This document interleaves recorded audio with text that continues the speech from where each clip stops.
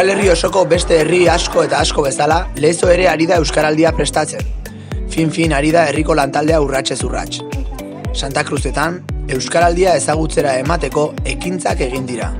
11koaren aurkezpena, pegatinen banaketa jaietako ekintza nagusietan, herri bazkarietan Euskaraldiaren fotokola, zezensuzkoarekin batera Euskaraldiaren irudien proiekzioa udaletxeko paretan, eta beste hainbat ekintza Euskaraldiaren berri eta haren irudia herriko bazter guztietara zabaltzeko.